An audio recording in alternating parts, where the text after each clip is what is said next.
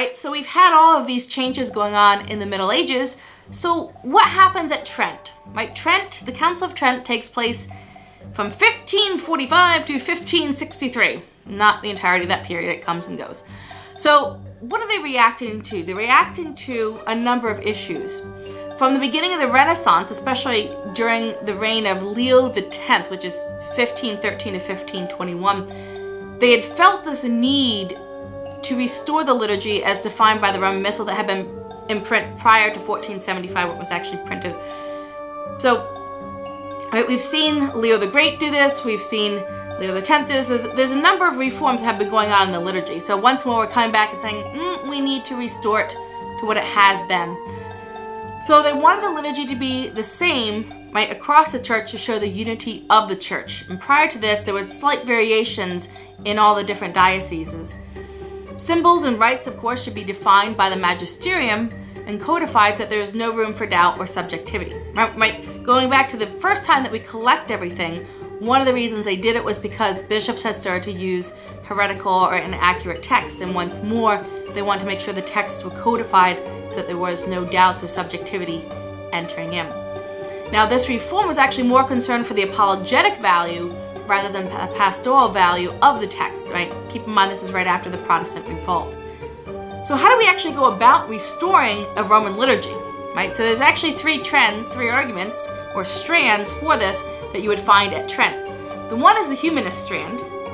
The chief defect was the use of Latin, right? They wanted Greek for the office, Hebrew for the Psalms. Then we have the radical strand who thought that the liturgy should just get rid of it, completely redo it. Whatever's been passed down, it's completely corrupt anyway. It's better to just start from the beginning. Okay, well, that one obviously didn't happen. But then we have the third strand, which is the one that was actually followed. And they highlight that there's a lot that's worthwhile there. So let's highlight what was worthwhile. Provide a proper formation for those who will both use the liturgical books in the future, but also for the lay people to understand it. And reform the formation rather than rewrite the books. And that was actually what happened in the Restoration. They highlighted what was important, they solidified everything and said this is exactly what it is, and then they tried to reform it. That was the formation of seminaries, was after Trent. So the actual restoration of the Roman liturgy took place in fits and starts. They really only started it in the last session, and Pius IV had one that called the Liturgical Commission in 1564. Pius V enlarged that commission and eventually promulgated the text.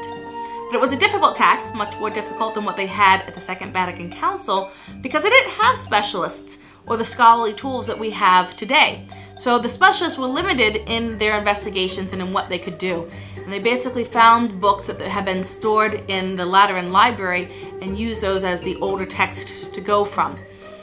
So they took a lot of the elements of the Roman rite with the directions of the ceremonial. So you have the rite itself, but then you have the directions or the rubrics of how do we actually do it.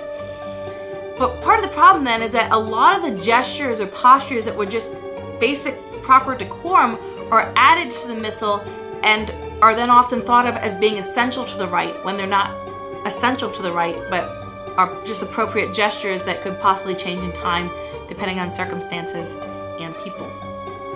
So the publication of the revised Roman Missal actually didn't develop a deep reverence for the liturgy as one hoped. Right? Many dioceses, especially in France, had a huge problem with this liturgy coming out of Trent, and there was a large movement in favor of what's known as the Neo-Gallic liturgical books. And they basically just ignored the books coming out of Trent for a few centuries. So even into 18th century, you're finding these Neo-Gallican liturgical books being used in France. So the fact that, you know, we're 50 years out from the Vatican Council, we're still having problems. Well, at least we're not 200 years out and still having problems. So they had a little bit more over there in France. And so you see this. Now the bull that Pius V promulgated in the beginning, right, just the order, so it's called the Bull Quo Primum Tempore. It was issued on the 14th of July in 1570. That's the Feast of Our Lady of Carmel. But he forbids every person having authority in the church to modify on his own authority what he had codified. And so you'll find arguments that, well, Pius V said that this Mass is the Mass of all times, you can never change it. Ah, read that pro bull closely, and what will you find? You will find there is one person who is not mentioned in this prohibition. One person that he does not prohibit from actually modifying this, and that's the Pope. And so actually future popes would be able, without violating that bull, to modify the liturgy, and actually a number of them did. So individual piety at this point in time is taking central stage. So prior to the Middle Ages, you've seen it more of a group effort. Remember that whole discussion on assembly that we have, that calling out. But with humanism, right, it seems to have started with humanism. Humanism focuses on man's individual nature. And so they're focusing on my piety, on my salvation, rather than the salvation of us called together as a church out from the world. And so we actually see the first translated missals as early as the 1400s. And German canticles, German songs are interspersed with the liturgy on pilgrimages. So we're seeing a lot of this individualistic coming out of humanism, trying to focus on how to motivate me and help my emotions to move forward. During the Gothic period, we have that active participation not really happening. And it stopped being a central theme of the liturgy, that active participation. It instead became more of a personal, individual relationship with God and to God's grace. How do I receive it? My private prayer predominated in the liturgy. And it seems that this was because the vernacular languages were no longer understood, so it was more difficult to participate since you're not understanding it as much. That the scholas that were developing during this time period silenced the people because the people weren't trained in the chanting. That there was a multiplication of the low mass or the red mass, and so you don't have as much participation there.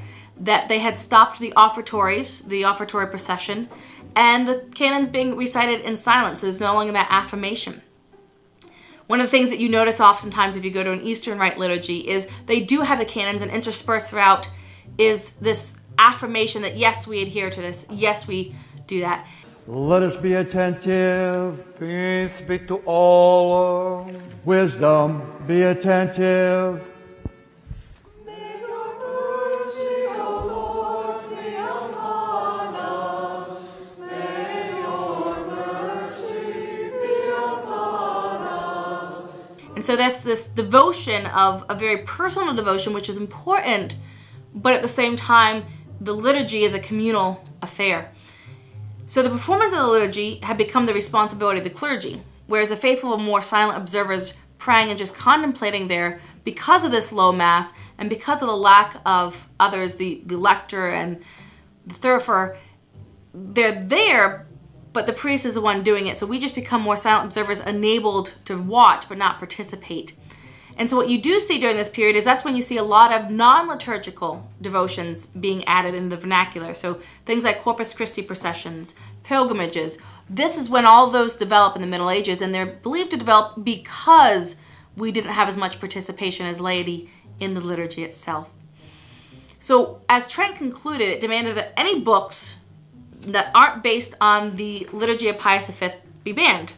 They forbade the vernacular. They established the congregation of rites to make sure that all the rubrics are followed exactly, right? Rubrics just means red, so say the black, do the red. But it made any further organic development impossible. And so you see some additions and suppressions going out. So all those prayers that we were talking about that have been being prayed privately, some are now being said publicly. The offeratory prayers are now being added in that weren't before. There's suppressions of the general intercessions, of the offeratory procession, which everyone didn't have these necessarily, but they were very common, but now they've been suppressed. And so that's one of the things actually that Vatican II restored. But there were some confusions coming out of it, right, out of Trent. So what belonged to the ceremonial versus what belonged to the actual liturgical order? Because when Trent redid the books, they actually combined them into one, so you can't tell the difference as much. So a lot of the gestures became constitutive elements in the Roman Rite rather than just ceremonial gestures. So it's now, the Mass was conceived of being celebrated in the low voice and not sung, which actually the bishops at that period repeatedly called the clergy to order and had specified that the celibate's prayer be heard by the faithful. So these consequences of the low Mass, it became normative because so many people went to this Mass. It became the norm rather than that chanted solemn high Mass. So what you then end up seeing really is that the high mass is basically a low mass with the chanting adding on top of it. So it seems a little bit disjointed. But during this period also is when you start to see organs being used, and some people even refer to it as attending concerts accompanied by a mass.